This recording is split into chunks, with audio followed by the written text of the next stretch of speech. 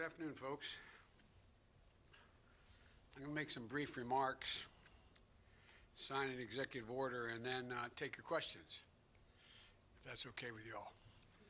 Last week, we immediately got to work to contain the pandemic and deliver economic relief to millions of Americans who need it the most. And today, we're getting to work to rebuild the backbone of America, manufacturing, unions, the middle class. It's based on a simple premise that will reward work, not wealth in this country. And the key plank of ensuring the future will be made in America. I've long said that I don't accept the defeatist view that the forces of automation and globalization can keep union jobs from growing here in America. We can create more of them, not fewer of them. I don't buy for 1 second that the vitality of American manufacturing is a thing of the past.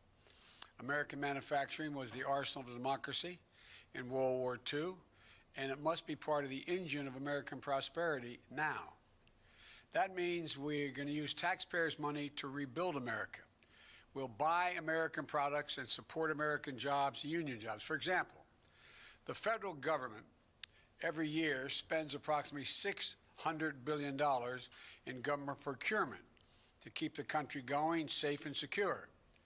And there's a law that's been in the books for almost a century now to make sure that that money, when spent, taxpayers' dollars for procurement, is spent to support American jobs and American businesses.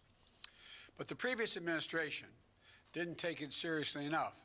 Federal agencies waived the Buy American requirement without much pushback at all. Big corporations and special interests have long fought for loopholes to redirect American taxpayers' dollars to foreign companies for the products that are being made. The result, tens of billions of American taxpayers' dollars supporting foreign jobs and foreign industries. In 2018 alone, the department spent $3 billion, the Defense Department, on foreign construction contracts, leaving American steel and iron out in the cold. It spent nearly $300 million in foreign engines and on vehicles instead of buying American vehicles and engines from American companies, putting Americans to work. Under the previous administration, the federal government contract awarded directly to foreign companies went up 30%. That is going to change on our watch. Today, I'm taking the first steps in my larger Build Back Better recovery plan that invests in American workers, unions, and businesses up and down the supply chain. And I know that previous presidents entered office by promising to buy America and instituting the Buy American policy. But here's why this is different and not the same. I'll be signing an executive order in just a moment, tightening the existing Buy American policies and go further. We're setting clear directives and clear explanations. We're going to go to the core issue with a centralized, coordinated effort. Look, today, I'm creating a director of Made in America at the White House Office of Management and Budget, who will oversee our All of Government Made in America initiative. That starts with stopping federal agencies from waiving Buy American requirements with impunity, as has been going on. If an agency wants to issue a waiver to say we're not going to buy an American product as part of this project, we're going to buy a foreign product, they have to come to the White House and explain it to us. We're going to require that waivers be publicly posted. That is, someone seeking a waiver to build this particular vehicle or facility, and it's going to buy the following foreign parts. That waiver, the request for it's going to be posted. Then we'll work with small American manufacturers and businesses to give them a shot to raise their hand and say, yeah, I can do that here in my shop, in my town.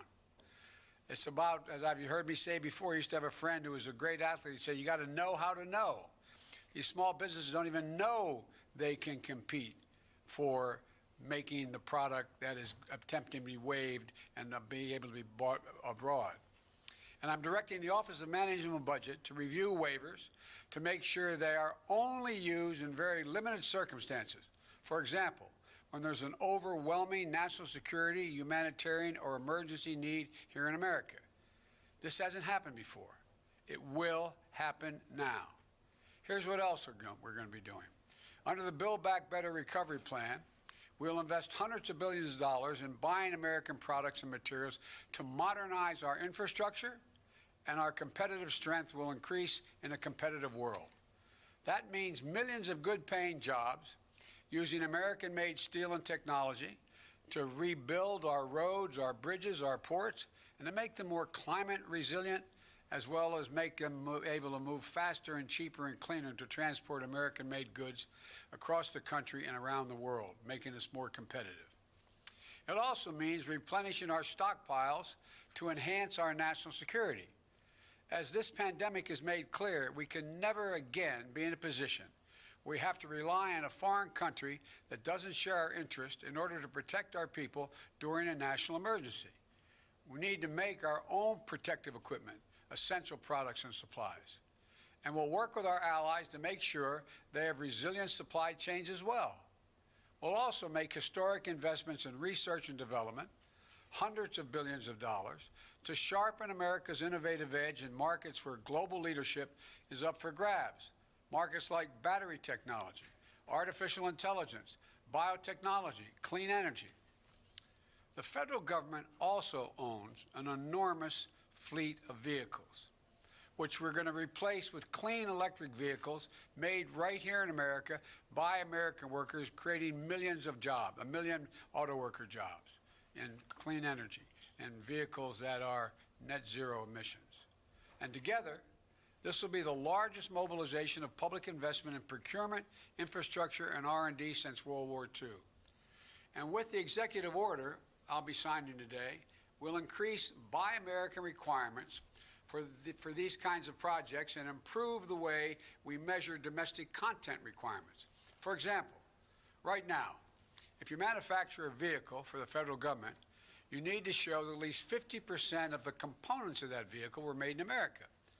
But because of loopholes that have been expanded over time, you can count the least valuable possible parts as part of that 50% to say made in America, while the most valuable parts, the engines, the steel, the glass, are manufactured abroad.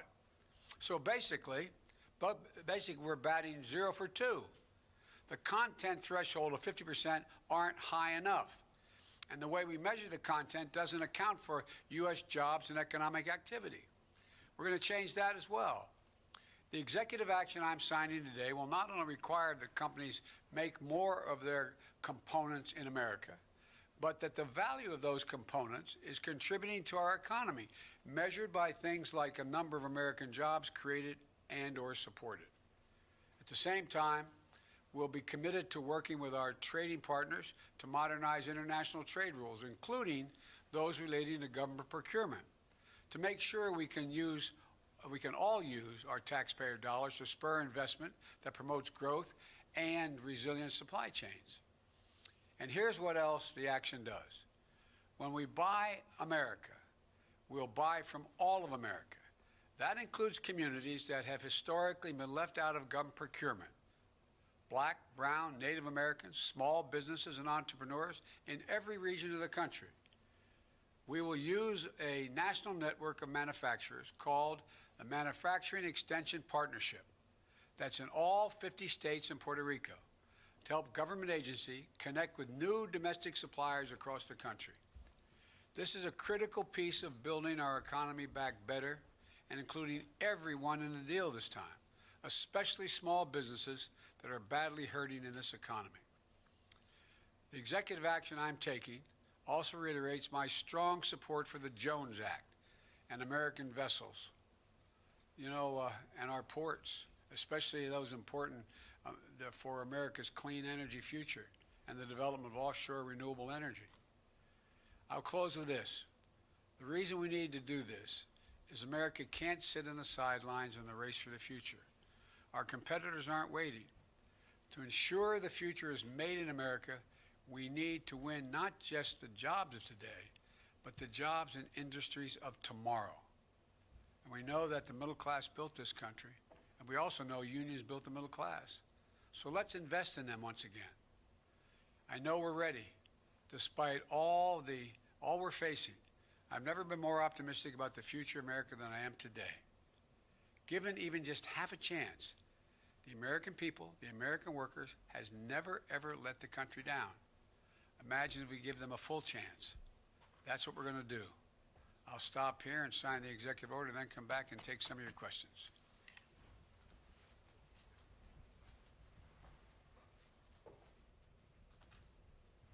This executive order is entitled, "Ensuring the Future is Made in America by Americans, all of American workers."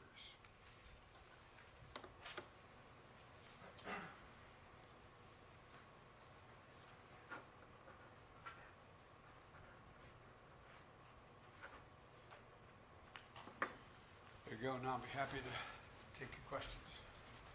Great. From the AP. Thank you, Mr. President. Jonathan Lemire with the Associated Press. Two topics, if I may. The first, you have made reopening schools a central part of your first 100 days agenda, and you've long portrayed yourself as an ally to the teachers and the unions. Right now, the Chicago Teachers Union has refused. They've defied an order to return to in-person classrooms because of a lack of vaccinations. Do you believe, sir, that teachers should return to schools now? I believe we should make school classrooms safe and secure for the students, for the teachers, and for the help that's in those schools maintaining the facilities. We need new ventilation systems in those schools. We need testing for people coming in and out of the classes. We need testing for teachers as well as students. And we need the capacity to know that, in fact, the circumstance in the school is safe and secure for everyone. For example, there's no reason why the clear guidance will be that every school should be thoroughly sanitized, from the lavatories to the hallways. And so this is about making, and none of the school districts that I'm aware of, there may be some, public school districts, have insisted that all those pieces be in place. And I might add, it's the same kind of thing I hope we can do with small businesses and businesses, making sure they have the capacity to test their workers when they come in, to make sure they have plastic dividers between their booths and in their restaurants, et cetera, to make sure they can sanitize. So it's not so much about the idea teachers aren't going to work. The teachers I know, they want to work. They just want to work in a safe environment, and as safe as we can rationally make it, and we can do that, and we should be able to open up every school, kindergarten through 8th grade, if in fact we administer these tests. And it'll have the added advantage, I might add, of putting millions of people back to work. All those mothers and fathers that are home taking care of their children rather than go to work even when they can work. They're not able to do it unless they have the luxury of working distance-wise like many of us do. They're not able to do it. And so this is about generating economic growth overall as well. Great. Alex from Reuters.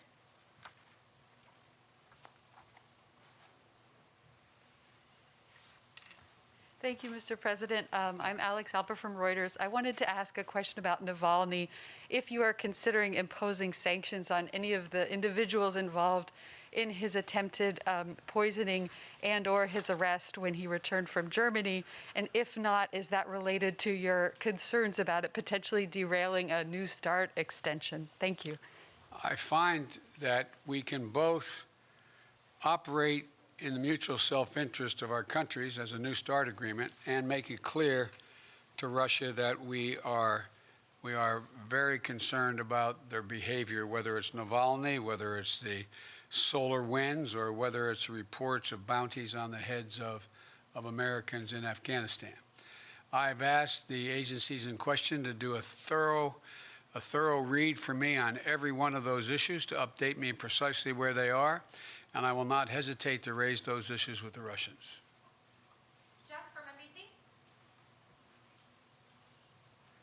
President Biden, question about your COVID relief deal. On Friday, you said the nation is in a national emergency. We should act like it. Given that, given the scale and the severity of the need, how long are you willing to get sufficient Republican support before you would greenlight Democrat attempts to use reconciliation, for instance, to pass that bill? Well, look, the decision on reconciliation will be one made by the leaders of the House and the Senate. But here's the deal.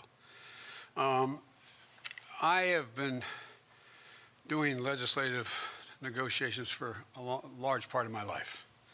I know how the system works. And what can't guarantee anything at all, but I can say that what I'm going to be doing, and we've already begun, is making it clear to the leadership in the House and the Senate, as well as the group of 16, bipartisan group, as well as Republican individuals who have an interest in the issues that are in my package, and saying, here's what I'm doing, here's why I want to do it, here's why I think we need to do it, and what kind of support can or can't you give to that? And then we go on to the way in which we deal with legislation all the time. You know, we didn't have any votes for the recovery package when Barack and I came into office. We were short 3 votes. We didn't know we had the votes until the day of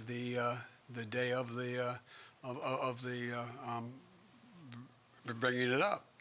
And but here's the deal. You know, it's interesting, and I know you ask a lot of these questions, you know the answers, but you have to help educate the public as well. I'm not suggesting you don't know what I'm about to say. No one wants to give up on their position until there's no other alternative. They either have to make a decision that they don't support what is being proposed, or they insist on what they have, or they let it all go away, fall down. I think we're far from that point right now. The decision to use reconciliation will depend upon how these negotiations go. And let me make clear about negotiations. I've always believed part of negotiation on the part of a president and or a chairman of a committee trying to get a major piece of legislation passed is about consultation.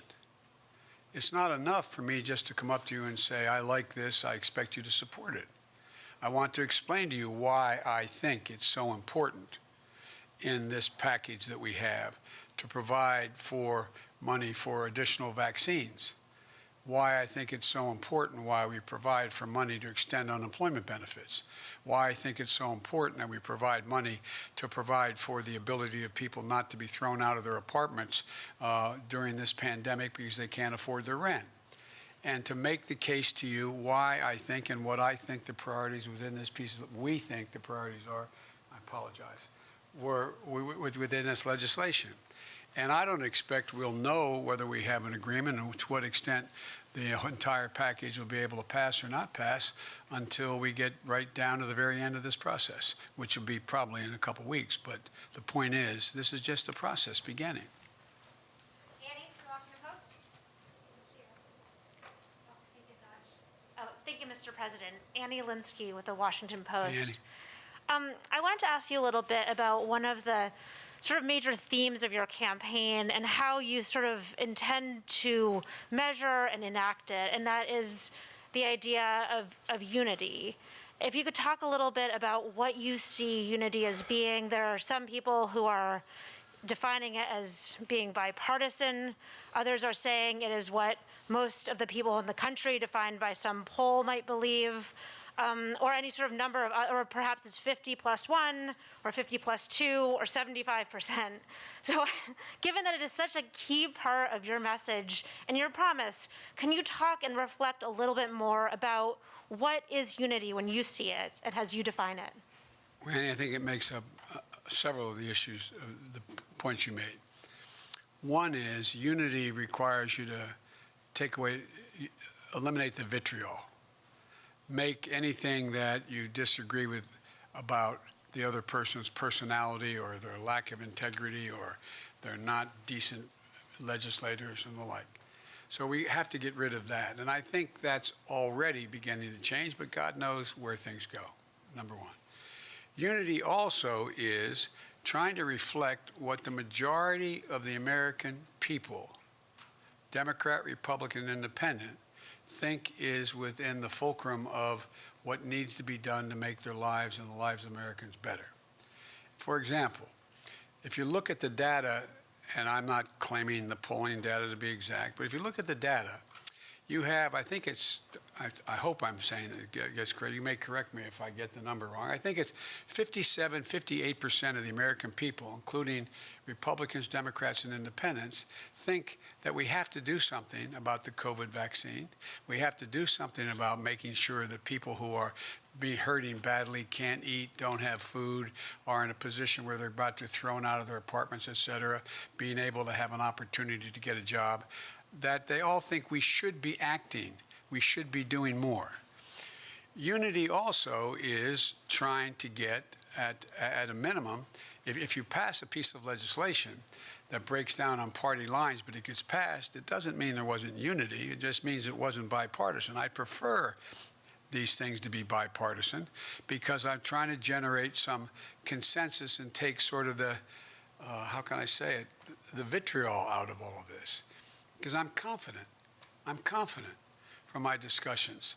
There are a number of Republicans who know we have to do something about food insecurity for people in this pandemic. I'm confident they know we have to do something about figuring out how to get children back in school. And there's easy ways to deal with this. One, if you're anti-union, you can say it's all because of teachers. If you want to make a case, though, that it's complicated, you say, well, what do you have to do to make it safe to get in those schools? Now, we're going to have arguments. For example, I propose that because it was bipartisan, I thought it would increase the prospects of passage, the additional $1,400 in direct cash payment to folks. Well, there's legitimate reason for people to say, do you have the lines drawn the exact right way? Should it go to anybody making over X number of dollars or why? I'm open to negotiate those things. That's all. I picked it because I thought it was rational, reasonable, and it had overwhelming bipartisan support in the House when it passed. But this is all a bit of a moving target in terms of the precision with which this goes. You're asking about unity, 51 votes, bipartisan, et cetera. The other piece of this is that the one thing that gives me hope that we're not only going to sort of stay away from the ad hominem attacks on one another is that there is an overwhelming consensus among the major economists at home and in the world that the way to avoid a deeper, deeper, deeper recession moving in the direction of losing our competitive capacity is to spend money now. From across the board, every major institution has said, if we don't invest now, we're going to lose so much altitude in terms of our employment base and our economic growth, it's going to be harder to reestablish it. We can afford to do it now. As a matter of fact, I think the response has been, we can't afford not to invest now. We can't afford to fail to invest now. And I think there's a growing realization of that on the part of all but some very, very hard-edged partisans, maybe on both sides. But I think there is a growing consensus. Whether we get it all done exactly the way I want it remains to be seen. But I'm confident that we can work our way through. We have to work our way through because, as I've said 100 times, there is no ability in a democracy for it to function without the ability to reach consensus. Otherwise, it just becomes executive fiat or battleground issues that get us virtually nowhere. I don't want to hold my colleague may know, the vice president, but I think there were very few debates on the Senate floor the whole last year on almost any issue. Well, that benefits no one. Doesn't inform anybody, doesn't allow the public to make judgments about who they think is right or wrong. So I am optimistic that it may take some time, but over the year, the way if we treat each other with respect, and we're going to argue like hell. I'm confident of that, believe me, I know that. I've been there. But I think we can do it in a way that we can get things done for the American people. Great. Last question, Josh from Bloomberg.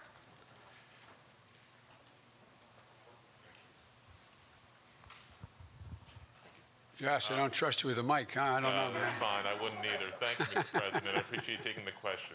You mentioned just now that you might know in a couple of weeks. Can I ask whether it's more important for you to get something passed in a short time frame like that, or would you be willing to wait longer to get more bipartisan support? And might I also ask that one of the pillars is the vaccine funding. When do you think any American who wants to get the shot will be able to get the shot? Well, I'll try to answer the three parts of your question as I heard them. One, time is of the essence. Time is of the essence. And I must tell you, I'm reluctant to cherry pick and take out one or two items here and then have to go through it again, because these all are kind of, they go sort of hand in glove, each of these issues, number one. Number two, we are optimistic that we will have enough vaccine, and in very short order. We, as you know, we came in office without knowledge of how much vaccine was being held in abeyance or available. Now that we're here, we've been around a week or so, we now have that.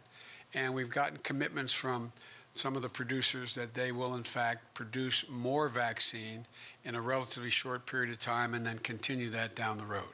So I'm quite confident that we will be in a position within the next 3 weeks or so to be vaccinating people at the range of 1 million a day or in excess of that.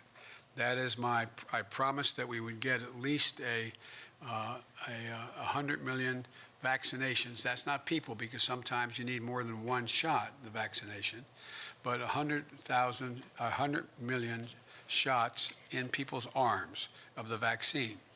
I think with the grace of God and the goodwill of the neighbor and the creek not rising, as the old saying goes, I think we may be able to get that to 1.5 million a day rather than 1 million a day. But we have to meet that goal of 1 million a day. And everything points that we're going to have, enough vaccine, B, enough syringes and all the paraphernalia needed to store, keep, inject, move into your arm the vaccine. 3, a number of vaccinators, people administering the vaccine, which is not an easy task. Of those who have those facilities, like the nursing homes and hospitals, they have the people to do it, but they don't have the capacity to do everyone.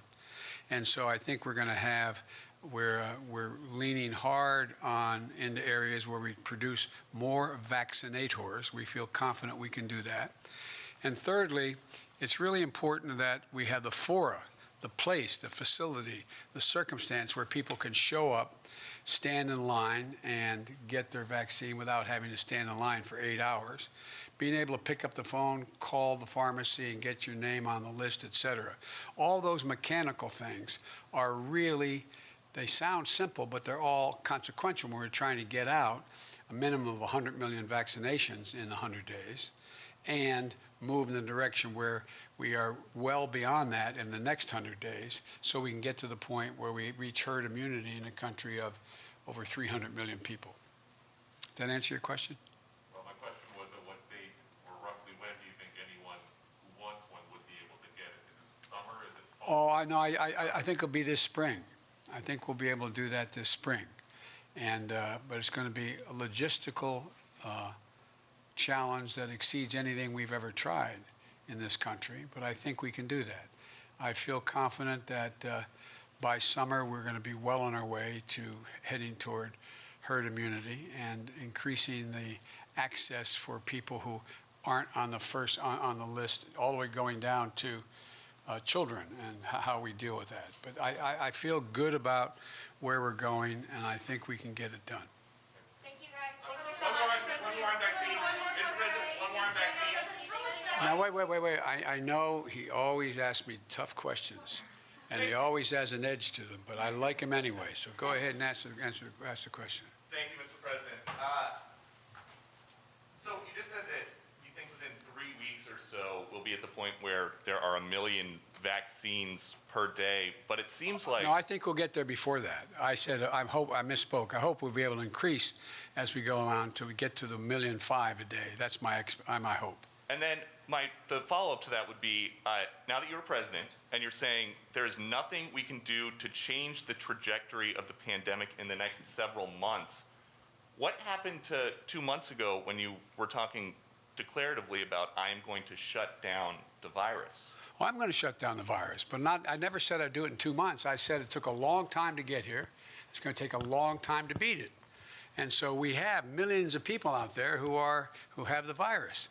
We're just, for the first day, I think, correct me if I'm wrong, I've been doing other things this morning, speaking with foreign leaders, but one of the things I think this is one of the first days that the number has actually come down, the number of deaths and the number on a daily basis and the number of hospitalizations, et cetera.